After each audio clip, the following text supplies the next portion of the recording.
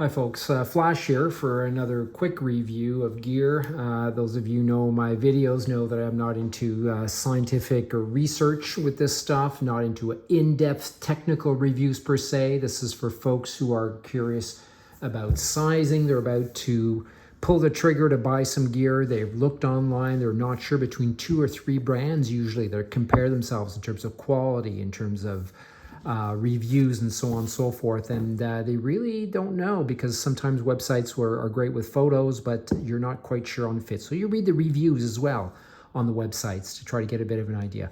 So if you're looking for a triathlon shoe, racing shoe, and you've Googled best triathlon shoes, you've looked at websites that compare road race cycling shoes to triathlon models, and you said, oh, okay, yeah, well, it really does depend on your philosophy. Are you going to save a couple of minutes or a couple of seconds, I should say, in transition by clipping your shoes in and doing a flying mount and a flying dismount and so on and so forth, and compromise perhaps the stiffness that you and what you're used to in a road shoe? It's a tough call. I had a really difficult time making up my mind. So recently, I ended up footing the bill on the new Transiros from Fizik, and I'll tell you, I'm returning them, not because they're not a great shoe, but it doesn't quite fit my foot, and that's the problem when you're purchasing online, right? You're really never sure how it's going to fit. In this case, yes, it's light. Yes, it's got that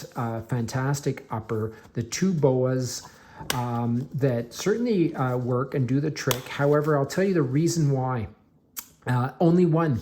It was heel slippage. So it looks like the heel is rounded enough so that you won't have any slippage. But even when I did, really torque these puppies down as much as I could, I still found, and I tried 2 different sizes, by the way, that they were uncomfortably loose in terms of heel slippage. I don't have a particularly narrow heel. I didn't think it would be an issue. And that's it. So it's not to put down the shoe. It's arguably, subjectively, of course, a super good-looking shoe, and it would potentially fit you quite well, but I'm not actually going to keep them. So I'm going to try my hand at a couple different ones now online, and I'll certainly be reviewing them when I get them as well. The Bont shoes, as well as I'm going to try to see if I can dig into my bank account and come up with enough cash to justify a pair of cities as well. So I'll be reviewing those as well. So if these were on your short list, I don't want to stray you away from them. I just wanted to tell you what my experience was with them. It was mainly the heel. Other than that, I really wanted to love them. I think they're gorgeous. They match a couple of my tri suits as well. So I wish I could have kept them. But that's it. So please don't interpret this as me saying anything negative about the shoe, aside from the fact that for me, it just didn't work on the heel. All right? Hope this helps you. Take care.